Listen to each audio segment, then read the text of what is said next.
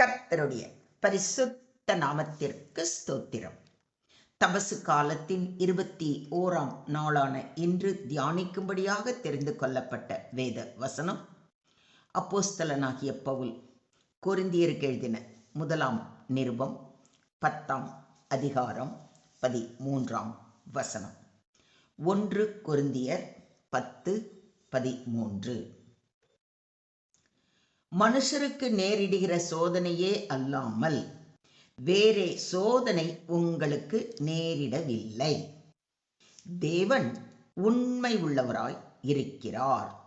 உங்கள் திராணிக்கு மேலாக நீங்கள் சோதிக்கப்படுகிறதற்கு அவர் இடம் கொடாமல் சோதனையை தாங்கத்தக்கதாக சோதனையோடு கூட அதற்கு தப்பிக்கொள்ளும்படியான போக்கையும் உண்டாக்குவார்.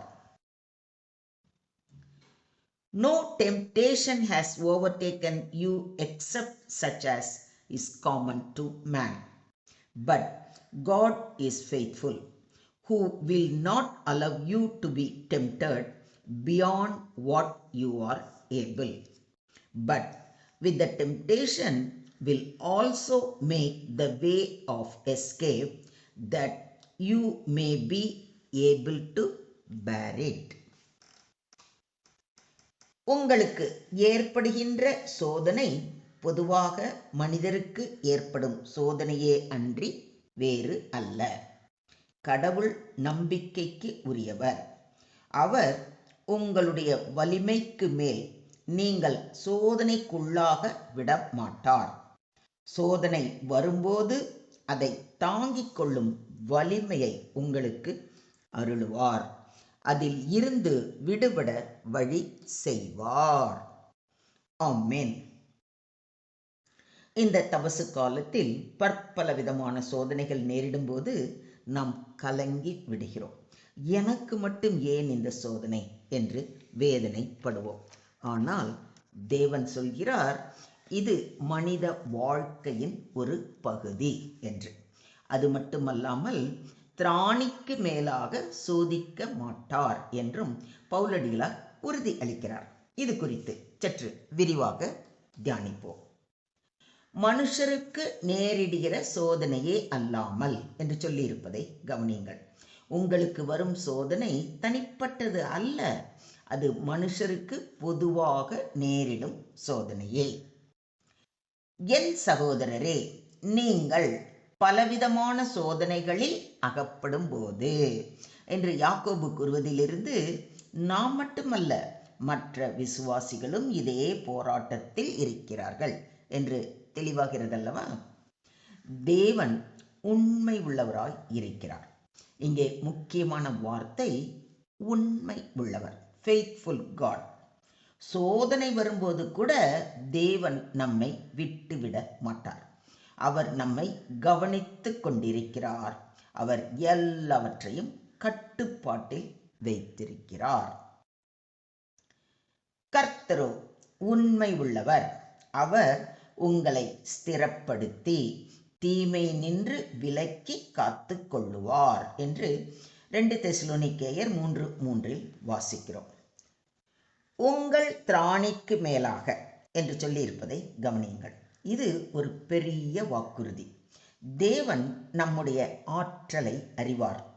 அவர் அனுமதிக்கும் சோதனை நம்மால் தாங்கக்கூடிய அளவில்தான். நாம் நினைப்பது போல நாம் பலவீனமானவர்கள் அல்ல.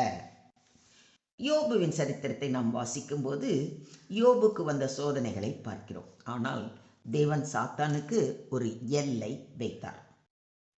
கர்த்தர் சாத்தானை நோக்கி, இதோ அவனுக்கு உண்டானவை எல்லாம் உன் கையில் இருக்கிறது, அவன் மேல் மாத்திரம் உன் கையை நீட்டாதே என்று கூறுவதை யோபு 1:12 வாசிக்கிறோம். அதன்படி சாத்தான் யோபுவின் பிள்ளைகள், ஆஸ்தி எல்லாவற்றையும் அழித்தாலும் யோபுவை ஒன்றும் செய்யாமல் வெறும் பருக்களால் வாதித்தான். இந்த இழப்புகளை எல்லாம் யோபுவால் தாங்க முடியும் என்பதால் தான் கர்த்தர் இவ்வாறு அனுமதித்தார். அதே போல நம்மால் தாங்கக்கூடிய சோதனைகளை மட்டுமே நமக்கு அனுமதிப்பார். அதுவும் அதில் இருந்து தப்பிச் செல்லும் வழியையும் அவரே காண்பிப்பார். சோதனையோடு கூட தப்பிக்கொள்ளும் போக்கையும் உண்டாக்குவார் என்று சொல்லியிருப்பது இந்த வசனத்தின் உச்சம். சோதனையை மட்டுமல்ல, அதிலிருந்து வெளியேறும் வழியும் தயார். சோதனையை சகிக்கிற மனுஷன் பாக்கியவான், அவன் உத்தமன் என்று தெரிந்த பின்பு கர்த்தர் தம்மை நேசிக்கிறவர்களுக்கு வாக்கு தத்தம் செய்யப்பட்ட ஜீவ கிரீடத்தை பெறுவான் என்று அப்போஸ்தலனாகிய யாக்கோபு கூறுவதை யாக்கோபு 1:12 வாசிக்கிறோம். சோதனை வருவது பாவம் அல்ல, அதை சகித்து நிலைத்திருப்பதே வெற்றி. தேவன் ஜீவ கிரீடம் வழங்குவதாக வாக்களிக்கிறார். சோதனை கிரீடத்திற்கான பாதை.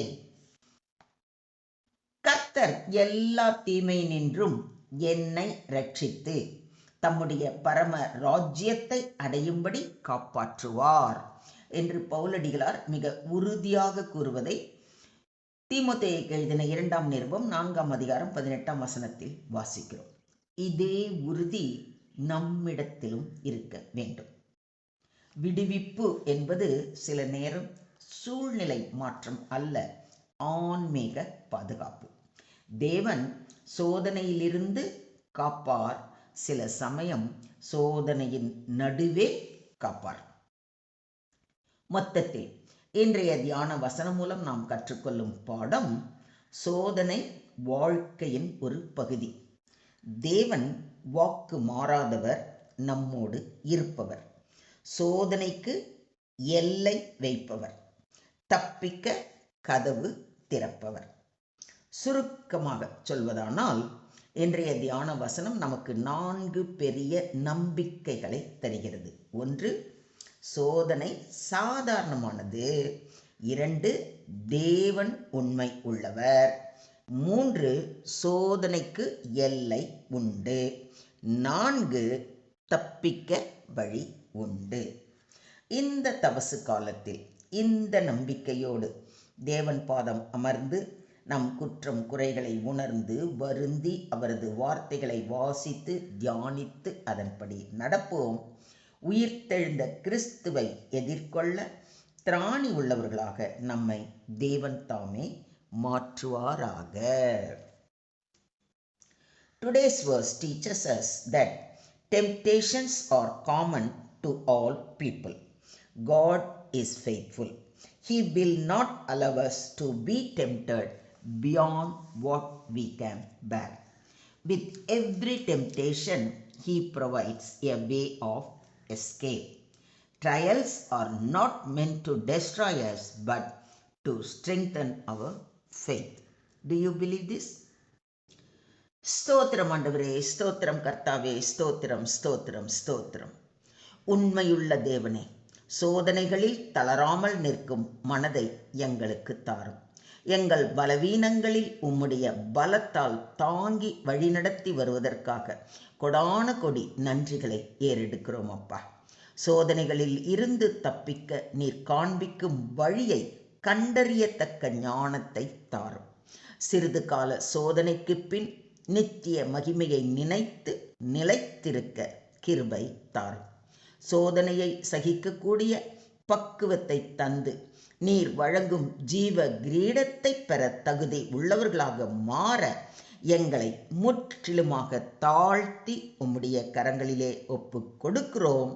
நீங்க பொறுப்பெடுத்துக்கோங்க, நீங்க வழி நடத்துங்க. சகல துதி கன மகிமை யாவையும் ஒருவருக்கே செலுத்துகிறோம். மீட்பர் இயேசுவின் மூலம் ஜெபம் கேளும் எங்கள் ஜீவனுள்ள தகப்பனே, ஆமென்.